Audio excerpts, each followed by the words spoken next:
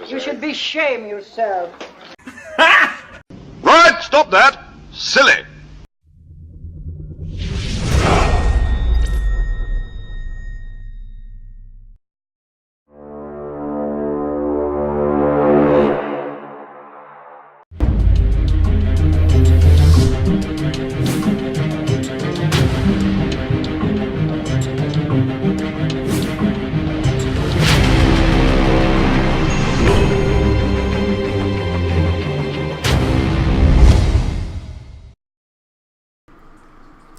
Hello everyone and welcome back to another episode of 3 Geeks Flix. Joining me as always is the Muse, Justin Kyle. Say hello everyone, Justin. Hello everyone. Ah yes, and I am the Tech, Mitchell Wright. We are changing it up here a little bit for you. I know there's plenty of trailers out there to look at, but we just felt the need, the want, the will to give you another one of what we call Clutch. Now, Justin, I'm going to have him explain to you here what the Good Muse defines as a Clutch movie. Go for it. Okay, so a Clutch is, generally they fall in between like the 8 to 8.5, possibly a 9, depending on the quality of the clutch. Mm-hmm. They're a movie that every time they come on and you're flipping through cable, you're deciding to go ahead and watch it at the end. They're a solid movie all the way around. They have the utmost respect, but I wouldn't say that they're enough to like be a game changer. So I wouldn't rate them like a 10, but they're a movie that's just close to your heart that you overall just really, really enjoy. All right. I like it. It's not as descriptive as eating gummy bears off the floor. That's nasty. As maybe your last definition, but it'll work. But as I always start, and as I always do, I look to you, Good Muse, and say, Justin, give it to me. What you got? Okay, so this is tough, narrowing down this list, because there are just so many movies to talk about that could make it on this list. It's a good thing we're going to keep on doing this, hopefully. Oh, yeah. So my first one is the 2011 movie called The Grey, starring Liam Neeson. It was written and directed by Joe Carnahan. I don't know how you pronounce his last name, but he wrote and directed it. This is I think it's a gem of a little film. And the reason why is because if you watch the trailer is kind of misleading in a sense, because they make it seem like it's going to be like a lost, like a straight up action movie to where he's like, fists fighting a bunch of wolves. Mm-hmm. That's not the case in this movie. This is an extremely emotional movie with nostalgia. This is a man grasping for existential problems. He lost his wife due to cancer, and you don't find that out until the very end. Right. And it's an emotional roller coaster for probably about the last 2 days of this guy's life. And then towards the end, that famous cliffhanger shot right when he's about to take on that alpha male, it cuts. Now, the first time I saw this in theaters, I was pissed. That's putting it lightly. I was extremely upset. And then you stay afterwards and you see that they're both laying down. Did you see the deleted scene to it? Mm-hmm. There's an after credit scene where they're both laying down, so I guess they killed each other. Okay, well, that's kind of poetic. Excluding that, everything about this film is top notch. It's overrated because it shows how good of an actor and how dedicated Liam Neeson really is. I mean, they really went to Alaska. Mm-hmm. When he pops out of the snow and his face is red. Overrated or underrated? I'm sorry, underrated. Okay, I thought that's what you meant. I'm sorry, underrated. So when he pops out and his face is completely red, that's because the makeup designers were rubbing real snow all over his face, and he would be calling them cuss words. I can't say enough good things about this movie. It's a gem of a film, as are most of the Clutch movies. Agreed. And Liam Neeson, of course, not only is he a fantastic actor and one of the best around, he is the namesake of my son. So there's a warm spot in my heart right there. So absolutely agree. That is correct. My first Clutch is it's a 1997 film. Fifth Element. Yes. Luke Besson is the director. Stars Bruce Willis, Mia Jovovich, and of course Gary Oldman. Fantastic cast. It kind of took that action sci-fi. It was one of the first ones to really kind of put a little comedy with it, yet still have a tone of serious to it, so to speak. Right. It was over the top, but Luc Besson, he's sometimes he's good about having the over the top visuals as far as actors, designs and whatnot, as far as their costumes and everything such as that goes. But visually, it was shot fantastic, especially some of the scenes with Mia Jovovich and the camera shots. They really use the whole supermodel side of her to really catch her character.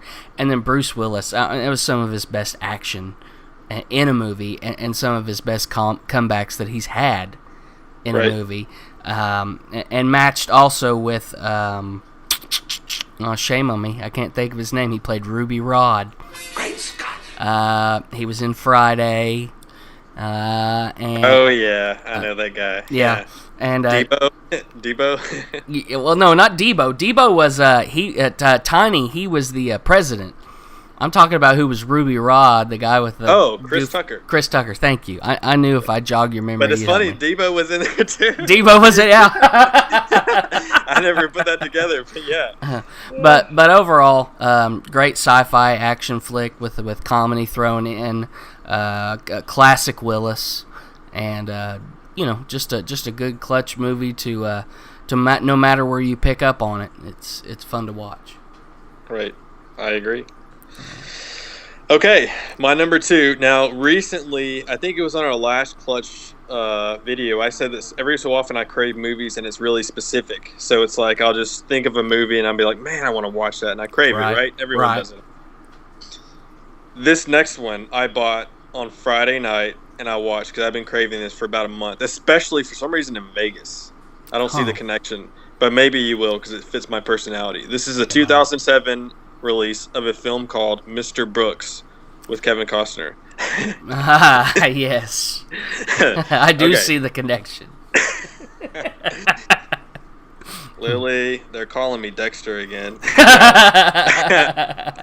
Okay, so this is a truly psychological thriller in the ultimate sense. You have, now this is an extremely dark film. This is not for everyone. No. You have a guy who is addicted to killing people. He doesn't like it, but he's addicted to it. You have another guy who gets off on him killing people and wants to watch it. And then you have his daughter, who's actually a killer too. I mean, the darkness of this film.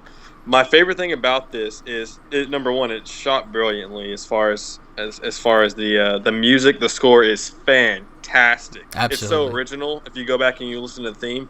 But my favorite thing is they nailed addiction. As far as the addiction, now this is not, he just happens to be addicted to killing people.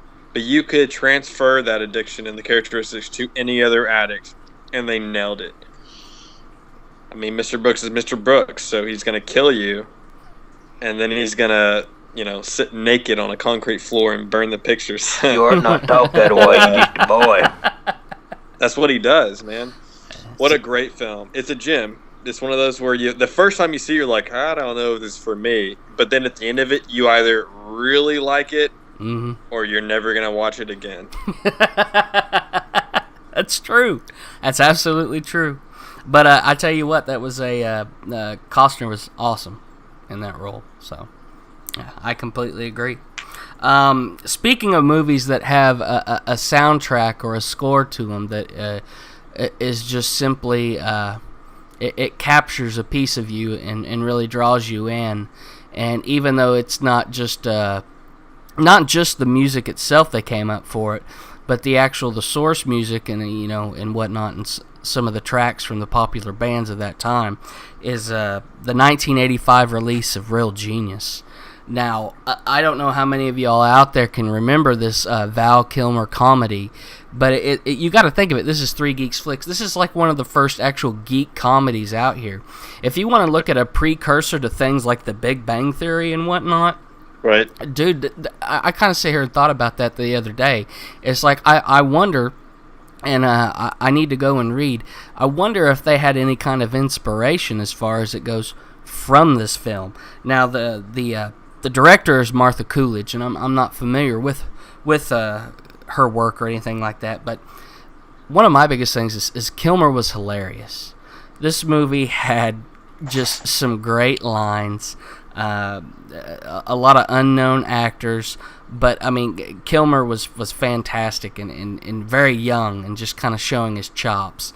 And I mean, it showed that he was bound to be one of the names of names, especially he was through the 90s. With movies like The Saint and of course Batman and everything else that he's done out there. But this soundtrack, if you listen to it, it is like a soundtrack to my childhood of the 80s, and it ranks up there to be a warm blanket for me. Not only a clutch film, but a warm blanket film. Oh, it absolutely is. Yeah. That's an absolute. Man, that's great, because that transcends genres right there. It's does. A clutch and a warm blanket. It is all wrapped in one. And like I said, for a younger audience, if you have not watched this, sit down, take the time, go to a video store. I believe it's on Netflix. Check it out. You will not be disappointed. Anybody that loves Big Bang Theory will love this film. Right. It's funny you say that, Val Kilmer. What is this isn't one of mine, but just I'll save it. I was going to throw out another clutch that he did, but I'll save it because that's too good. It's too good. Then I bow to you, sir, for your third. Okay, my third one is the 2003 release of the Quentin Tarantino written and directed film Kill Bill Volume 1. So this is my favorite Quentin Tarantino film. I know a lot of people like Pulp Fiction. A lot of people like Reservoir Dogs. This is about as Quentin as you can get. This is he applies everything he's picked up from that point, moving. Everything he had mastered in his career, including even his love of anime. His old kung fu movies. It's got that Quentin Tarantino dialogue, filmmaking. It's got the foot fetish scene with Uma Thurman when she wiggles her big toe. Everyone knows about that. Mm-hmm. I mean, I do like it better than the second volume. I do like it better now, even though I really enjoy it, and I can't imagine it ending any other way than Volume 2. This is my favorite Quentin. I mean, there's so many iconic. The yellow jumpsuit, mm-hmm. The Horatanzi Hanzo sword, the name of the van that Buck drove, or what's his truck? The name of his truck. Yeah. There's so many just cool things. The crazy 88 when she fought those 88 guys. Lucy Liu, they did a great job. The acting was phenomenal across the board. Even the opening fight scene with what's her name? The what I'm talking about. The girl from Independence Day, mm-hmm. the stripper in Independence Day. Will Smith's girl. Oh yeah. I'm failing. Robin something. Well, anyways, there's that fight scene where they're fighting with knives.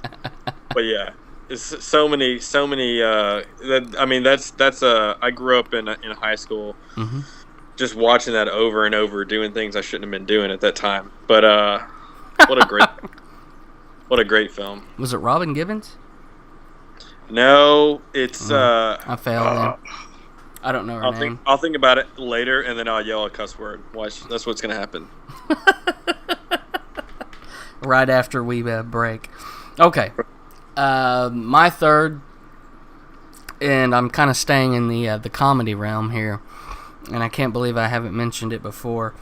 But it is the 1989 release of National Lampoon's Christmas Vacation. Oh my God! It is a movie that is a clutch film, a warm blanket, and a comedy above comedies. And actually, I have to kind of probably go out that this movie's a 10. This movie is a 10. As far as a comedy goes, this is a 10. For me, but it's directed by Jeremiah Chechik, and I'm not familiar with him, but I mean you've got Chevy Chase back, you got Beverly D'Angelo back, you've got Julia Lewis, you've got Johnny Galecki. I can never say his name, from Big Bang Theory. He was Rusty. You've got of course Quaid back. What's her name? Dolores Roberts. She was Raymond's mother in Everybody Loves Raymond. Right. And then of course Julia Louis-Dreyfus. Julia Louis-Dreyfus. Her from Seinfeld. I can never say her name. Right. I wish I could say I was drinking, but I haven't been. This is a comedy of comedies, man. This is the master in the quintessential film in the series. I mean, I know there's others that came after it, but none of them touch this one. And none of them ever will. It can't be duplicated. This was a group that they had some of the best actors out there, and just this takes me back to Christmas. Christmas is at the house with mom and dad and everybody, and we do it to this day in my house. We're gonna watch it, so there's the warm blanket, clutch, because it could be the middle of summer and I would sit and watch this film. Even on a regular cable station with commercials edited, I'd still watch it. Right. So I need not say no more if you ask myself. And well, that's another thing you brought it out. That can transcend about 3 genres. It's a clutch, it's a warm blanket, and it's a holiday movie. It is Christmas. It's probably the best. It's probably tied with my favorite other Christmas movie of all time, which is The Polar Express. I love that movie, man. Don't judge me. Oh no, I love A Christmas Story. So. Oh yeah, that's classic. So you can't go wrong. There's 3 clutch movies right there. And now we are going to segue into our holiday clutch movie lines. We've been good boys, Santa. We've been good boys.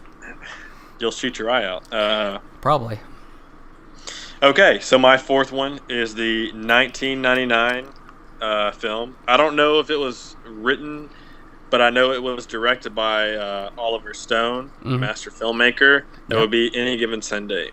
So Oliver Stone is Oliver Stone. I mean, he's pretty much guaranteed him in the Hall of Fame of American directors of all time. This is my favorite sports movie of all time.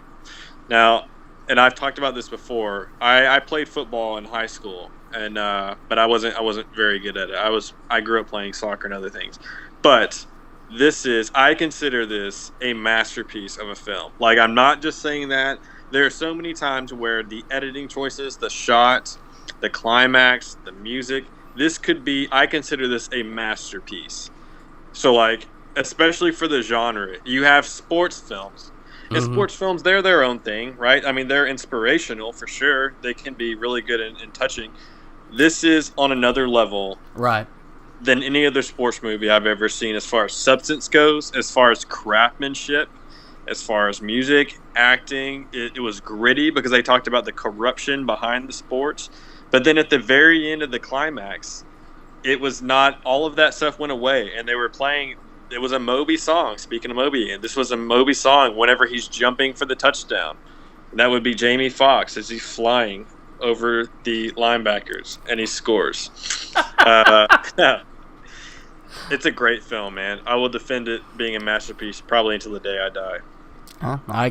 No dissenting arguments right here, sir. It is definitely a masterpiece, especially among sports films. And there's the touching films, which are masterpieces in their own, like Rudy. But this one definitely was gave you a more honest look at the world of football that we live in today. So, absolutely agree. And moving on, my 4th one is I've already talked about this director. It is from, of course, Mr. Luc Besson. It is a 2014 film, and it is a new Clutch film to me. I finally had the privilege of really sitting down and watching it this weekend, and I have since watched it, I think, 2 or 3 times. It is Lucy. Now, that film right there, it's not what you're expecting. It's not at all what you expect to go in and see. And I think that's one of the things that drew me in with this film. You're expecting, oh, she gets these superpowers, it's a beat 'em up, knock 'em down, whatever kind of film. This film is actually very cerebral. And it's actually, some of the shots, especially the shots that are done with the wildlife and everything, and as they're telling the story, especially as Morgan Freeman is talking about the brain, and as we use more and more of our brain, it gives you those clips of real-world events to kind of correlate it all in. And then she's sitting there and she's having, she's seeing a situation, and she sees kind of a clip of like a cheetah stalking its prey whenever she gets kidnapped in the beginning, to where at the end, she's seeing all these things and going through all these things as far as her mind expanding. She's understanding more and more of the world and the universe. You don't expect to go in and see a film like that. And quite frankly, it's kind of something that just, it either talks to you or it doesn't. And it talked to me. It drew me in, and this is definitely a Clutch film that I can sit down and watch. It's very thought-provoking, and I can enjoy a film like that. So I have not seen Lucy yet. Well, shit. But okay, Muse, going to you on your final film now. Okay, so my final one, after a lot of contemplation, is the 2001 Steven Soderbergh directed Ocean's 11. Now, this is the definition of a Clutch film with me. So again, it's nothing that's like game changing. This is actually a remake, but it's done with such style and such, I say originality, even though it's a remake, but still, talk about the cast. This probably has the best cast of any of the movies we've listed so far tonight. Mm-hmm. It goes on and on. Everyone that's seen this movie, I don't have to talk about the cast. But, even, and it took place in Las Vegas. They robbed the Bellagio, which I was there last week. What a great film. I mean, it's so fun. That's the thing about it. It's straight up fun. It's entertaining. It's not dark. It's not gritty. It's hilarious. At some points, you're a little in suspense, but not in like a bad way, like you're watching a horror movie. You have a feeling it's going to work out. Just a great overall experience. It's about as fun watching it as they had making it, which is why they made 2 more, I think. Steven Soderbergh is a horrifically underrated director. He's directed, I think, Solaris. Have you seen Solaris, another George Clooney film? Yeah. That's one of the best sci-fi movies in the past 20 years, I think. And I don't know hardly anybody that appreciates it or watches it. But yeah, final one, Ocean's 11. I love it. Well done, sir. Well done. My last one, I have mentioned this actor in a previous Clutch film on this show tonight. And actually, I had a relative of this director on one before. It is the 1991 film by Tony Scott, The Last Boy Scout, with Bruce Willis, Damon Wayans, and Halle Berry, of course. And then Taylor Negron, if you remember, is he plays the blonde-haired bad guy that always calls him Joseph instead of Joe.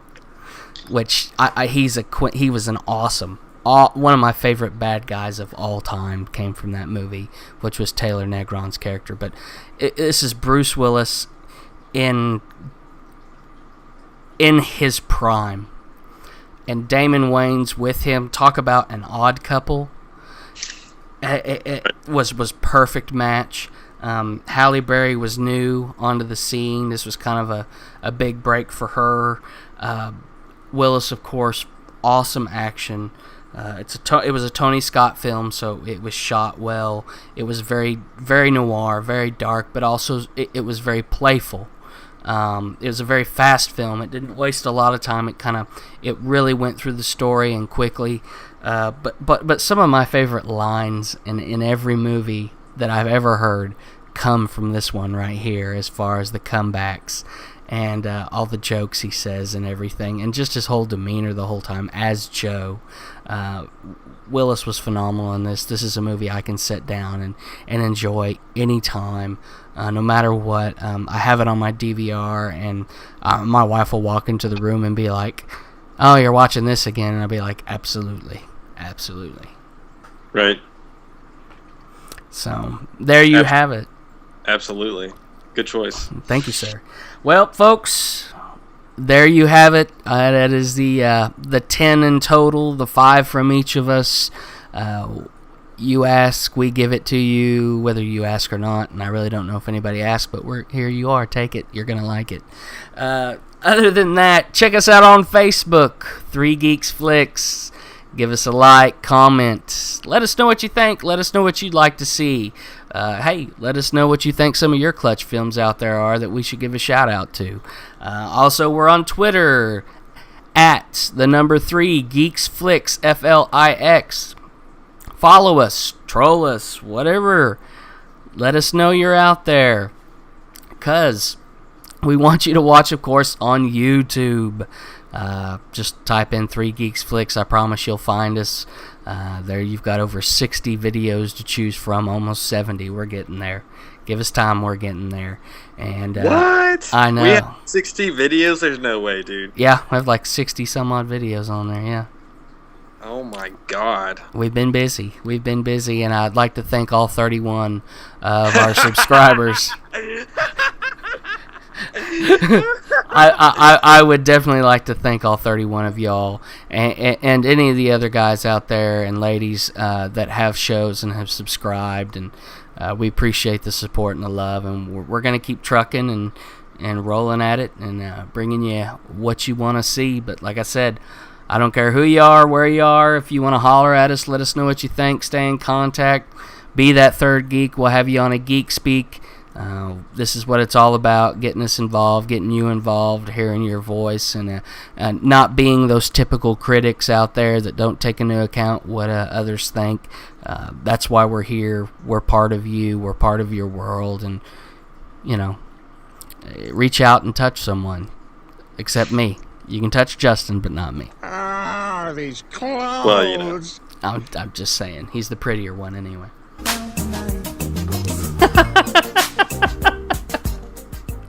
Alright, folks. Well, again, appreciate everybody sticking around.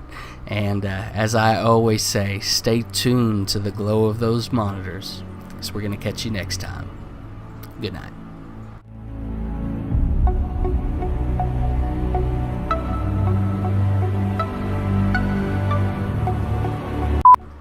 What happened to Prince? I moved him. Is he above your bed, Justin? What are we donating to? Sperm banks. I'm never gonna do this again.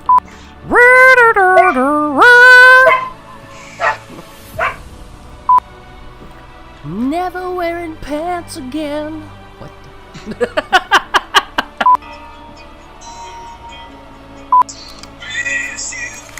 I thought our friendship meant something. Now this is like in my top 5. That's the song that automatically plays whenever you walk into a room. In slow motion, you take your shirt off.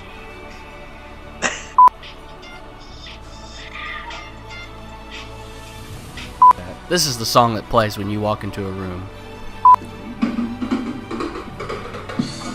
That's your song.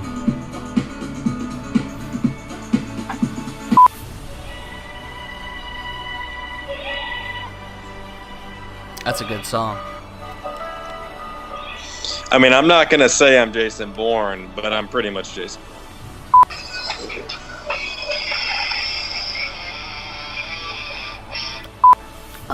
Yeah. It's me again. Calling about Justin. Making sure he stretches out those nice creamy hamstrings. Let me tell you something. You can shut your mouth, that's what you can do. Do you know what Justin does? He shuts his mouth when he's talking to me. Prince, shout out, party like it's 1999. Okay. Alright. Vivica A. Fox. I like big. Big what? Phones. That's a good recovery right there. Great job.